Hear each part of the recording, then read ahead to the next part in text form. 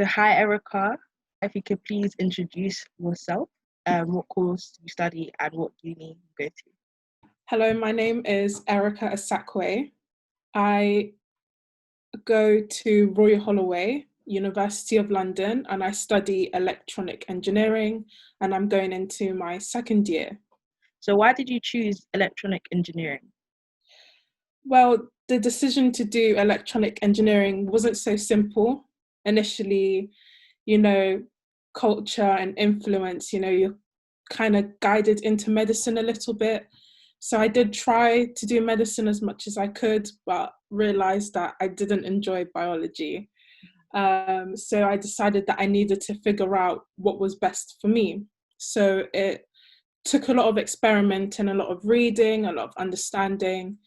And I came across physics, which was odd because I wasn't studying it at A level, but it just caught my attention.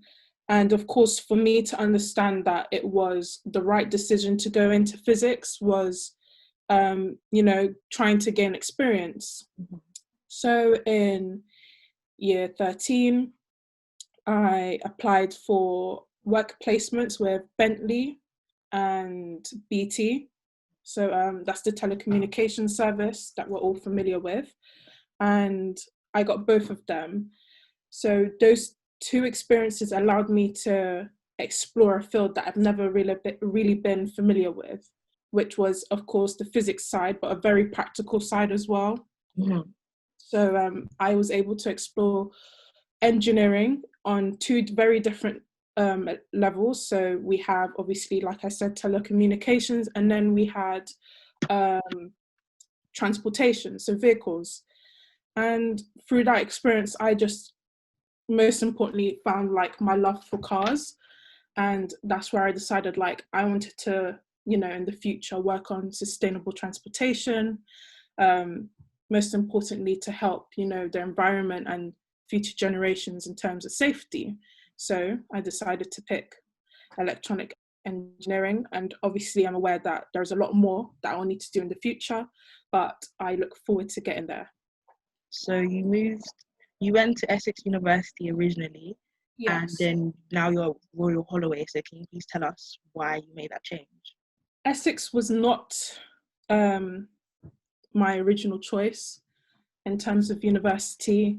A level didn't go exactly the way that I hoped, and a lot of that was out of my control, in fact, which meant I did have to retake my A levels whilst at Essex University.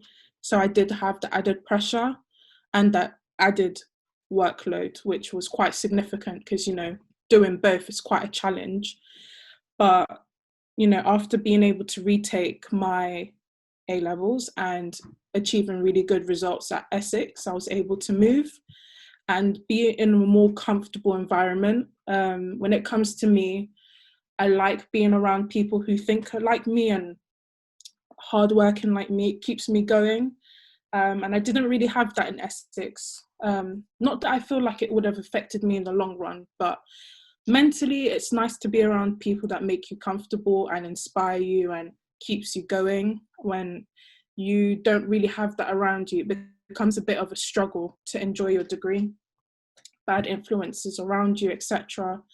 So moving to Royal Holloway really made me find like my steps a bit better. I was so comfortable when I moved here, and I've just been able to find a very different type of happiness that I think I was looking for. I love to hear that. That's really good. Thank you. Okay. The next question is, what are your thoughts on representation within engineering and STEM in general? I'd say from experience, I've weirdly don't think I've ever interacted with um, a person of color that does engineering ever in my life, which is quite odd because, I'm almost 21 and you'd think that I would have had a conversation with one or two people that could inspire me, keep me going, etc. And I think we're quite represented in STEM. I think mostly because we don't have the right people come in to, for example, visit schools inspire us, etc. My whole experience at secondary school and sixth form, I don't think I had a single talk from an engineer or from someone in STEM about us getting into it. I think we mostly got English teachers, professors. That's, it's nothing to do with STEM. And I'm assuming, of course, that big companies like, for example, let's say Jaguar Land Rover, etc., when they are looking for candidates, they will go to the private schools. They will go to, more, sturdy backgrounds in terms of education. Mm-hmm.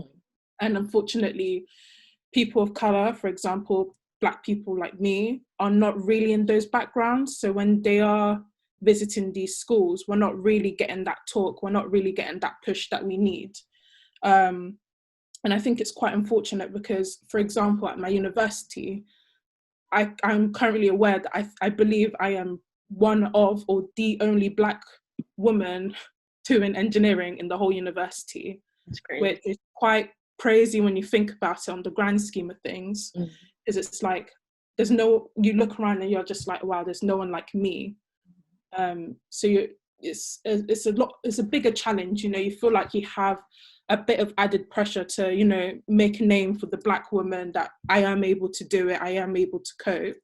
But of course, it would be nice to look around and see another Black woman, or be able to work with one, for us to team up together and strive towards that success.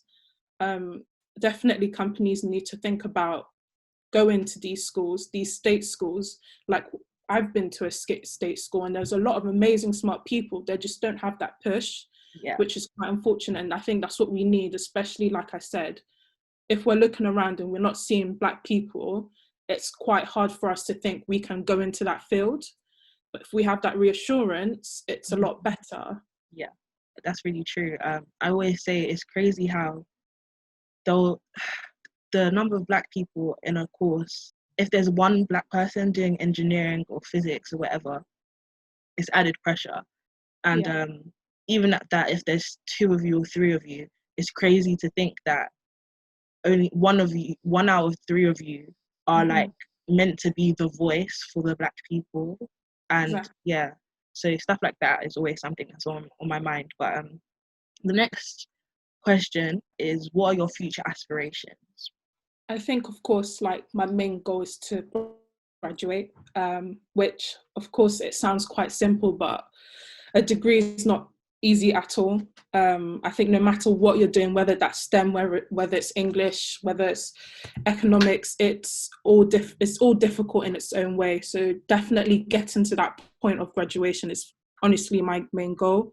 But after education, I think obviously what I really actually do want to work on is actually getting more Black people into STEM. I think it's very unfortunate that I'm in the position where I look around and there's only me in terms of a Black person.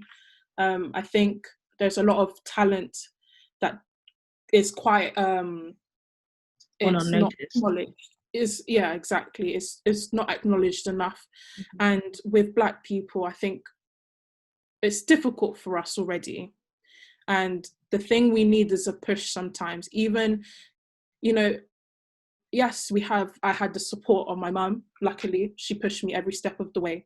She supported me with every decision, even if she knew it was difficult. But some people don't have parents who maybe have an education, who maybe understand. So it's harder for a child or a student to look at a goal, being unsure, and then not having anyone to support them, and then for them to actually go then and pursue it. I think a lot of people would just take the easier route. But I think life is all about challenges, and I want people to understand that even if it may feel difficult or may feel out of reach, that sometimes you just have to try and keep your head up. And we have to stop thinking that because of the way society does make us feel sometimes that, we're not good enough, and we are. I've learned that. It took me a while because, at Essex, they did try to tell me to switch to computer science. They said to me, are you sure you're going to find it easy? The maths is quite difficult. And I said, I can't program to save my life. I prefer the maths. And they couldn't believe it. I came out of Essex with the highest maths result from that module. It they couldn't believe it, and I was able to leave with that proudly because I proved them wrong, and I knew what I was capable of. So yes, it's definitely trying to get more people into STEM. And I think as well, like, even, I wouldn't say I want to start my own business, but I want to lead a project of some sort, something that can make an impact, something that people can look at and be like, wow, she's really doing something to make an impact, change the world, change the way people's lives are, especially, like I said, transportation and sustainability is quite important to me, because I am aware of the impacts that has on our society in terms of the long run and the health of this world. So that's, like, at the moment, you know, it's not easy to stick to a concrete plan because everything's changing every day. But as of now, this is like the idea that I have in my head. Yeah. Definitely looking forward to what's next. Yeah. And the last question is, what are your hopes for diversity in engineering in the future? I want it to be that it's normal to see a Black woman in engineering, and that it's normal to see a Black man in engineering. Right now, it's so rare, it's almost a stigma of some sort, like, that it almost feels uncomfortable for me to point out that I am the only Black woman doing engineering at my uni. Yeah. But I hope that in a few years that it's going to be normal for us to be studying engineering. It's going to be normal for us to becoming doctors, etc. You know, we are capable, and I think it's just the lack of that support that we need that doesn't help us realize that. Wonderful. Well, thank you for joining me today, Erica. Okay. And I hope you have a lovely day. Thank you.